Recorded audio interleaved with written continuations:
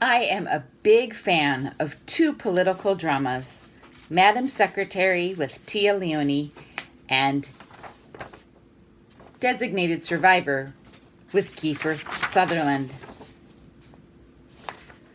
I'm not entirely sure what draws me to these TV shows. Maybe it's the refreshingly consistent leadership portrayed in the characters working in the White House, or maybe it's the witty lines between the actors. I've watched these series more than once. Thank you, Netflix. But on my last replay, with the focus of leadership mulling around in my head, two quotes popped out at me. President Conrad Dalton in the series Madam Secretary is behaving out of character. He snapped at his Secretary of State and Chief of Staff, and in Season 4, Episode 12, called Sounds of Fury, President Dalton snaps and says, "I am the damn president and my authority will not be questioned."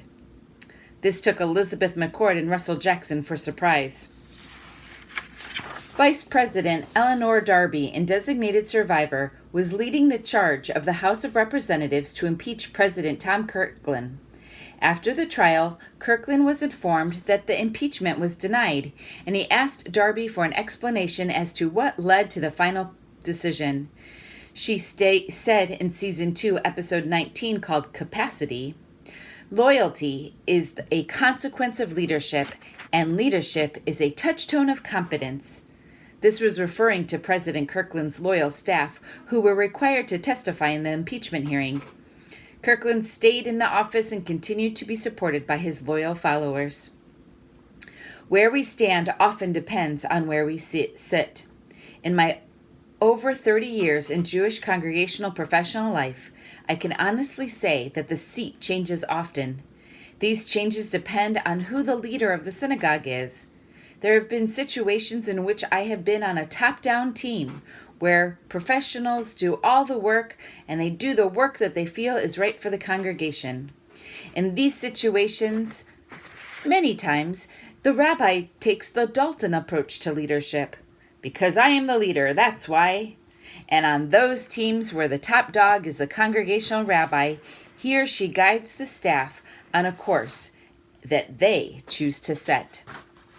Now, I've been on other teams that are bottom up, where the congregation leads, mostly through the congregational president's vision, and the professional staff do that work. This is the Kirkland approach, where the hired staff is loyal to the leadership and follows their lead. In both cases, it does matter where we sit, which has implications to where we stand. There are many times in my career that I have been in a bit of a funk. Leadership has been confusing, from recalibrating in a new organizational chart directly reflecting to a change in supervision, to following the leader's lead, which wasn't always clear and consistent. Despite the challenges of leadership, I have learned how to be an effective leader. Leadership, a condition, character, or skill to lead. A condition to lead, a character to lead, or the skill to lead. The appropriate Jewish word for leadership is manhigut. Manhigut means behavior from the root manhig, leader. To be a leader is to lead with integrity and empathy, which are behavioral traits. I believe both of my fictional presidents possess this. Now, over time, I have learned that in order for me to be a successful leader, I had to put my personal values into alignment with my actions. It took me a very long time, way into my 40s, to identify my insides and make them match my outsides. Thank you, Stephen Covey, author of The 7 Habits of Highly Effective People. I had difficulty finding a way to verbalize my values, and I knew what felt right, and I knew how to act in a specific setting, and I knew what was on the inside. The difficulty came when I was asked about my values. I had a hard time putting my thoughts into words and putting those words into actions. In my younger days, my ego and self-worth was judged by what I heard from others. Praise and promotion fed my insides and propelled me towards higher achievement. When I studied Stephen Covey and learned about private victories preceding public victories, that made a lot of sense. I didn't need others to tell me that I did a good job or that I led a good program or I conducted a great meeting.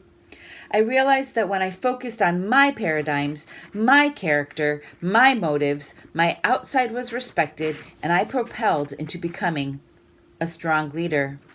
I had honed in on my ability to be humble enough to contemplate different points of views and began to rely on my internal strength and confidence. Over the years, there was one caveat that I've heard over and over. The key to success is integrity. One of my mentors, Dr. Michael Zeldin, said that integrity is actually very difficult to explain and identify, for there are many different definitions for integrity. But he focused on the premise that integrity is a balance between respect and responsibility, a term from Turknett and Turknett in their research called Decent People, Decent Company, and How to Lead with Character at Work and in Life. Respect is illustrated through showing empathy, lack of blaming others, emotional mastery, and humility. Responsibility is more difficult, but it is in the acts of showing self-confidence and courage, maintaining accountability, and focusing on the whole instead of the parts. The key to my leadership success was balancing respect and responsibility. Again, something that took many years, and it wasn't easy. I spent a tremendous amount of time aligning my thoughts, speech, and actions. Martin Buber guided that one should do the internal work to think, to speak, and to act. But this work is not for ourselves. The internal work was the reflection that I practiced on a regular basis. Reflection was not about dwelling in the past, but it was about thinking about what I could do differently. Back in the early days, I envied others, their materials, their acquisition of knowledge, their success. But Buber warned about 3 points to reflection. First, do the reflecting. Think about what are our gifts and don't envy other gifts. Second, respect others and their gifts and don't get in the way of their gifts. And third, don't make yourself the aim, as it would seem self-absorbed. At the end of the day, I thought about my gifts, others' gifts, my decisions and interactions. I strived to not repeat mistakes. I knew failure was a part of leadership, and I was driven to fail forward. There were times when leadership challenges resulted in leaving an organization that I was deeply invested in or overwhelmingly cared about. There were times in my career that I was a wounded leader, a term coined by Ackerman and Maslin-Ostrowski in their research called The Wounded Leader: How Real Leadership Emerges in Times of Crisis. In one situation in particular, it didn't matter how strong my good reputation was or how positive previous experiences I had with the staff or faculty in a different setting. I was doomed before I even accepted the position. There are just some organizations that the conditions behind closed doors made it challenging for any leader to have a positive influence on an organization. However, there were 3 core understandings about wounded leadership, and it was these understandings that turned my life around. First, leadership roles do not often resonate with the psychic needs of a person who becomes a leader.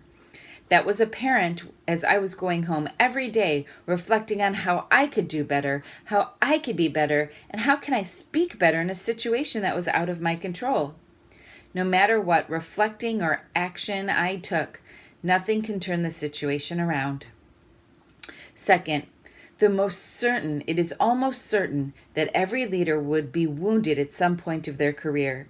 In hindsight, I was glad that this wounding happened early in my career. And third, woundedness is a double-edged sword, and I took this double-edged sword and used it to propel me towards the success I experienced during the second half of my career in leadership. I had an opportunity to grow in the trenches of the problem. I took the opportunity and failed forward as I explored and questioned my leadership and myself and responded in a positive way. I had the chance to be true to myself and thank the organization for not renewing my contract and thanking God for pushing me off that path. I knew that I was going to make a difference in Jewish leadership. I was following my dreams regardless of how much it turned into a nightmare. One of my favorite portions from the Torah is from Devarim, the first chapter in the book of Deuteronomy. I'd like to share this excerpt with you to illustrate my understanding of leadership through Moses and his appointed chiefs. Exodus is over after the 40th year. Moses addressed the Israelites recounting the instructions that God had given them. It was now time to take possession of the land that God swore to their fathers, Abraham, Isaac, and Jacob. Moses appointed chiefs. Moses picked leaders who were wise, discerning, and experienced. Now, leaders are usually hired or chosen because they are thinkers, have good judgment, have the skills or knowledge to lead, just like Moses, choosing wise, discerning, and experienced chiefs. But the Parsha continues that Moses appointed the chiefs because he could not bear the burden of their bickering alone. The chiefs were directed to listen and decide on disputes and treat alike the Israelite and stranger, low and high. Leaders must try to be just and fair in their decisions. Leaders must listen and really listen and decide how to solve disputes. Could leaders be better listeners for different disputes? Later in Deuteronomy, it is said that Moses creates the impression that he decided to delegate or distribute his duties. Delegating his responsibilities made Moses a strong leader.